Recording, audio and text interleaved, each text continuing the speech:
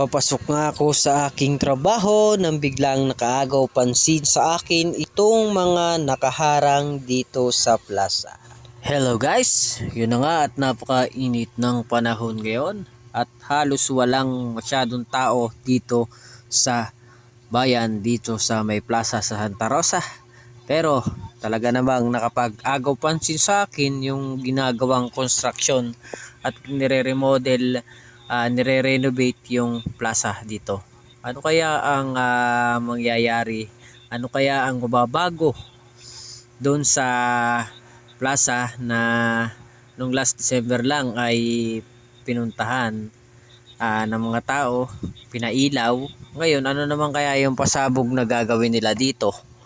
Na mas i-upgrade siguro nila to, mas pagagandahin nila para sa susunod na Christmas ay mas maganda. Ayan o, makikita ninyo hinarangan na siya ng mga yero, talagang pinaikutan na yan.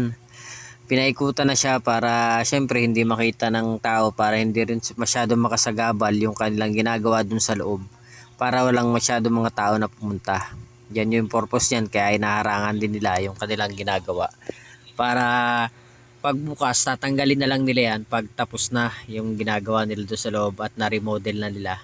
Kaya kabang-abang yan guys dito sa Santa Rosa, kaya abangan natin yan sa susunod pag natapos na yan, kung ano ba talaga yung babago dyan na mas tsak, mas upgrade, mas pinaganda na yan. Kaya sa susunod na pasyal natin yan, susunod na December, talaga namang mas maganda na yan, mas quality na. Siguro mas marami na silang idadagdag na mga decoration, dami silang idadagdag na kaabog-abog talaga na titingnan ng mga tao. Kaya yun lang guys, maraming salamat.